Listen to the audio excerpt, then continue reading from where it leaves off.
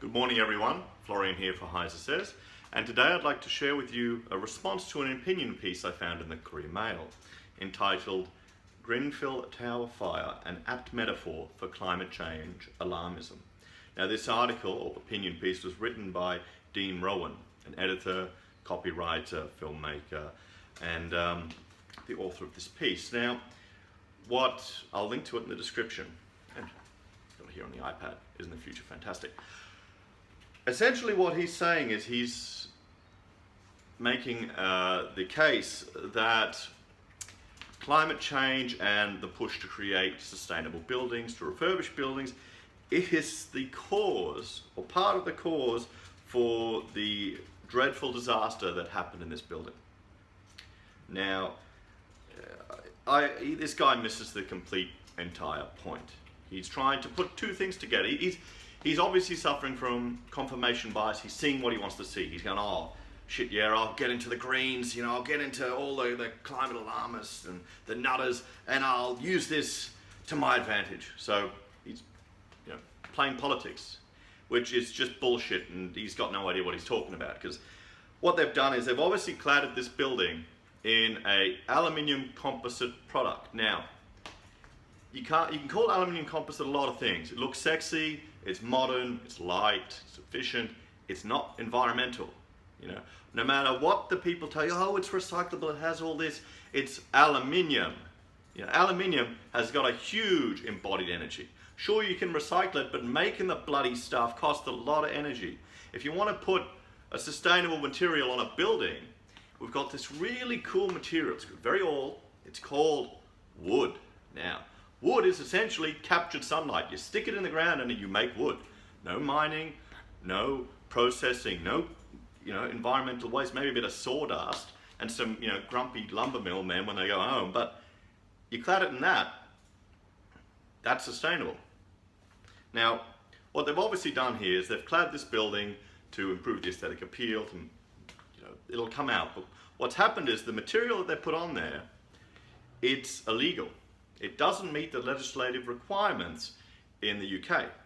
Now, this has happened recently here in Australia, in Melbourne. There was an apartment where someone was smoking a cigarette, put it on the balcony, went home, or went inside. Now, the cladding caught on fire, went up the whole facade of the building. Got 3 stories. Now, the building in Melbourne, and I'll link to some information about it as well, was a contemporary building. The one in this article here was from the 70s. So our understanding of how fire propagates, our understanding of how to mitigate fire, and the fact that we put sprinklers in buildings now help save people's lives.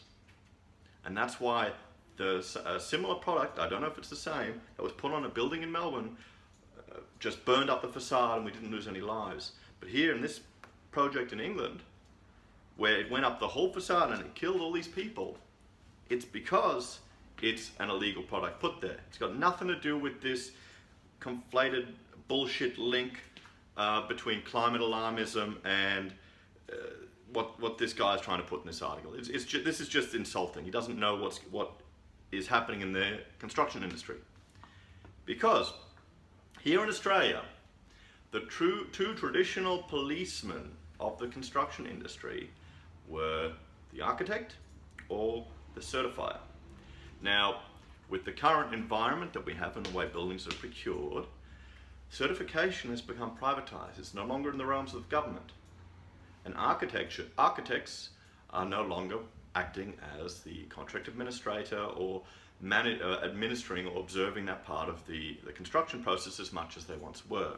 So the danger of that is that you have certifiers that are employed by a contractor, architects that are employed by a contractor. You've got people that have a conflict of interest. We're all human. So say if you've got a certifier that's making trouble, you flick them, they never get a job again. And it's happened here in Australia. It'll be interesting to see what happens here, because I've had it on my jobs too, where you specify a material that meets a certain, or a product or anything that has a certain requirement, a certain safety requirement under the building code, a certain performance requirement on the brief, and the contractor or a subby or someone will do a checkout check where it's just as good, perfect, but look how much cheaper it is. Because when you look at a product, like here, I'll show you. Here we go. This is an example of a product that we're putting on a refurbishment we're doing in the city. It's an aluminium composite product. It looks nice. You can see you get a little reflection there. Now, I bet you that the average person, most people, wouldn't be able to tell the difference between a product that is fire rated to a product that isn't. Because you look at it, go, oh, what's going on here? It's because it's all what's inside. You can see in here, inside. Because you've got aluminium on the inside, on the outside, then you've got the infill there. Now, unless you have the proper certificates, unless you have the proper evidence that it's done, unless you're sure that that hasn't been fraudulently made, you could be at risk. So that's kind of the environment we're happening now, and there's a lot of work behind the scenes. The Institute of Architects are addressing it, a lot of contractors are addressing it to try and make sure that inferior products aren't getting in. Now, this article, it just pisses me off because he's just using this tragedy for political points, and he's, you know, I'll link to it. He's going on about the Paris Climate Change Accord and all this other stuff. Now, personally, I have a lot of, when you look at the sustainable changes you can make to a building, there's a few ways that you need to look at it. You look at it from the economic point of view, you look at it from the environmental point of view, then you look at it from the touchy-feely point of view. In many ways, doing a certain thing to a building, you know, maybe extra insulation or solar panels that will only get used for an hour a day, may not have any benefit for the environment, but they'll have a touchy-feely point of view. There'll be a marketing point of difference, and there may be people in the future that come there and take advantage of it. So these things all need to be taken into consideration when making design decisions. And claiming that climate change alarmism is shortchanging the safety in buildings when it's, well, honestly, deregulation of the safety inspectors and change in the procurement method that we do, and unregulated products being imported or manufactured that aren't being controlled is the real problem.